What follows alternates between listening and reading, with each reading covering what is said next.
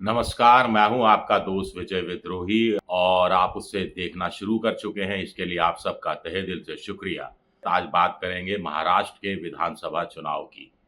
कुल मिलाकर महायुति और महाविकास अघाड़ी ने अपनी तरफ से तैयारियां तेज कर दी हैं, लेकिन राहुल गांधी की बात की जाए तो राहुल गांधी ने हरियाणा की हार से बड़ी तेजी से सबक सीखा है और उस सबक को न केवल सीखा है बल्कि सबक पर अमल करना भी शुरू कर दिया है।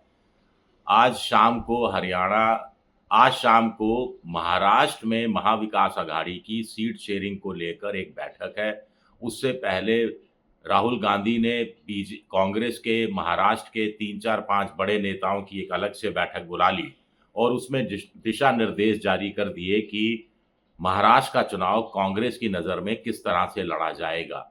2-3 चीज़ें इसमें साफ हो गई हैं कि सीट शेयरिंग को लेकर राहुल गांधी बिल्कुल भी उलझने के मूड में नहीं है।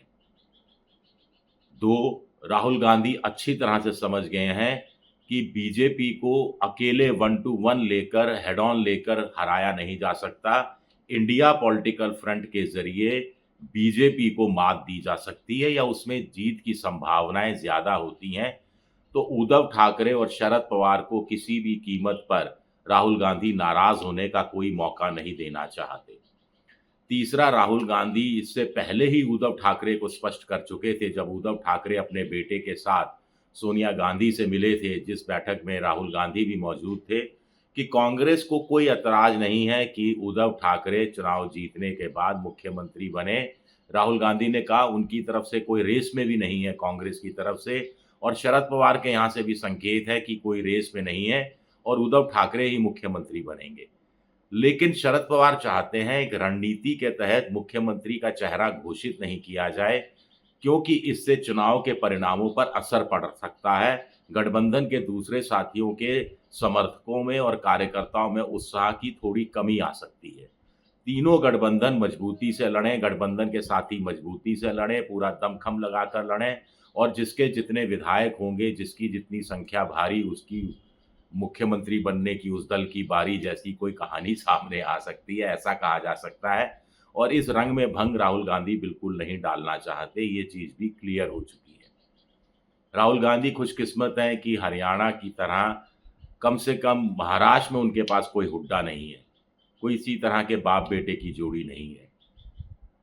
लेकिन लेकिन बहुत बड़ी बात है कि हरियाणा में छोटी पार्टी, निर्दलीय, बागी और छोटी पार्टियां के आपस में गठबंधन कराकर बीजेपी ने बूथ लेवल पर चुनाव जीत लिया। कॉन्स्टिट्यूएंसी टू कॉन्स्टिट्यूएंसी, विधायक विधानसभा क्षेत्र वार विधानसभा क्षेत्र चुनाव जीत लिया। तो महाराष्ट्र में भी बीजेपी यही खेल करना चाहती है, लेकिन वंचित बहुजन पार्टी है, प्रकाश अंबेडकर की, राजू जो शेट्टी हैं उनकी पार्टी है, श्वेतकारी कृष्ण संगठन है, फिर ओबीसी की पार्टी है, फिर समाजवादी पार्टी कुछ सीटों पर लड़ेगी, आम आदमी पार्टी 100% कुछ सीटों पर अपना दावा ठोकेगी, कुछ अन्य पार्टियां भी हो सकती हैं जो कि चुनाव मैदान में नज़र आएँ। तो सबके साथ बेहतर तालमेल बनाकर रखना होगा, सामंजस्य बनाकर रखना पड़ेगा और पार्टी को, गठबंधन के तीनों साथियों को, दोनों तरफ से ये लागू होता है, ज़्यादा सीटें इनके लिए छोड़नी होगी। तो सीटों का क्या फ़ॉर्मूला निकल सकता है फिर? कुछ दिन पहले तक खबर ये थी हरियाणा का विधानसभा चुनाव के नतीजे आने से पहले कि महाविकास अघाड़ी में क्लियर है, उद्धव ठाकरे 100 सीटों पर चुनाव लड़ेंगे, कांग्रेस 100 सीटों पर चुनाव लड़ेगी, 288 की कुल विधानसभा है, 84 सीटों पर शरद पवार की पार्टी चुनाव लड़ेगी और 4 सीटें साथियों को दी जाएगी। लेकिन हरियाणा विधानसभा चुनाव के नतीजे बताते हैं कि 4 अन्य साथियों को, छोटी पार्टियों की जगह ये आंकड़ा 14 भी हो सकता है। हो सकता है ये आंकड़ा 20 तक पहुंच जाए। तो शफलिंग होगी तो कुछ सीटें कांग्रेस को भी छोड़नी पड़ेंगी, कुछ सीटें उद्धव ठाकरे को भी छोड़नी पड़ेंगी। अगर राहुल गांधी की पार्टी हरियाणा में जीत चुकी होती तो वो आगे बढ़कर दमखम ठोक सकते थे कि हम 110, 115, 120 सीटों पर चुनाव लड़ेंगे। लेकिन अब ये स्थिति दिखाई नहीं देती। बार्गेनिंग की स्टेज पर कम से कम महाराष्ट्र के अंदर कांग्रेस दिखाई नहीं देती और राहुल गांधी भी 4, 5, 10 सीटों के चक्कर में महागठबंधन को खतरे में डालने का खतरा मोल नहीं ले सकते। कुल मिलाकर शरद पवार का आइडिया सही है। शरद पवार ये कह रहे हैं कि ये इसकी आप परवाह मत करो कौन कितनी सीटों पर लड़ेगा, परवाह इसकी करो कि कौन कहाँ-कहाँ लड़ेगा, कौन सी पार्टी कौन-कौन सी सीटों पर लड़ेगी और इसमें पार्टियां ईमानदारी के साथ तय करें। जहां वो मजबूत है, जैसे विदर्भ का क्षेत्र है, वहां कांग्रेस मजबूत है तो ज्यादा सीटों पर कांग्रेस लड़े और बाकी जो साथी दल हैं उसका सहारा बने, उनको समर्थन दें। इसी तरह मुंबई में 36 सीटें हैं, वहाँ ज़्यादातर जगह उद्धव ठाकरे की पार्टी मौजूद है, तो वहाँ उनकी पार्टी के लोग चुनाव लड़ें और कांग्रेस साथ दे, जैसा कि वोट ट्रांसफर में भी कोई दिक्कत नहीं आए। महाराष्ट्र में महाविकास आघाड़ी के साथ सबसे पॉजिटिव बात यह है कि लोकसभा चुनाव में वोट ट्रांसफर बड़ी सहजता से हो गया था। बहुत सारे जो मुस्लिम बहुल इलाके हैं, वहाँ भी उद्धव ठाकरे के उम्मीदवार को कांग्रेस के नेताओं के कहने पर मुसलमानों ने बड़ी संख्या में वोट दिया था। लेकिन विधानसभा चुनाव में अगर मान लीजिए ओवैसी की पार्टी और प्रकाश अंबेडकर की पार्टी आपस में समझौता कर लेती है तो 30-35 सीटें मुस्लिम बहुल कहलाती हैं, 25-30 सीटें इसके अलावा है जहां पर मुस्लिम वोट निर्णायक भी कभी-कभी साबित होता है।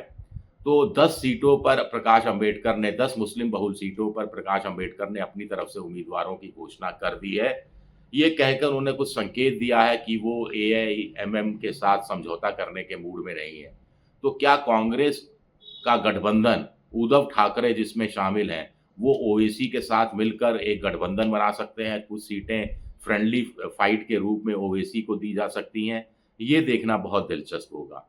मुद्दे की बातें सामने आएंगी, लाड़की बहन का क्या तोड़ निकलेगा, दूसरी योजनाओं का क्या तोड़ निकलेगा, वो हम बाद में बात करेंगे। आज के वीडियो में तो हम बात कर रहे हैं कि कौन का गठबंधन क्या की कौन सी पार्टी कितने सीटों पर चुनाव लड़ेगी और उससे ज़्यादा कौन कौन सी सीट पर चुनाव लड़ेगी।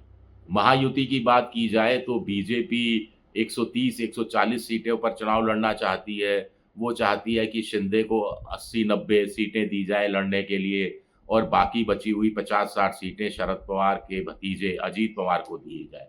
अजीत पवार 100 सीटें मांग रहे हैं, कह रहे हैं 80 तो 100% हमें देनी ही चाहिए। एकनाथ शिंदे भी 100 सीटें मांग रहे हैं। अगर 100 और 100 200 सीटें यहाँ चली गई तो बीजेपी सिर्फ 88 सीटों पर चुनाव थोड़ा ना लड़ेगी। बीजेपी किसी भी कीमत पर 120-125 से कम सीटों पर चुनाव नहीं लड़ना चाहती और बीजेपी को लग रहा है कि जितनी ज़्यादा सीटों पर चुनाव लड़ेगी, उतना उसकी जीतने की संभावनाएं ज़्यादा रहेंगी।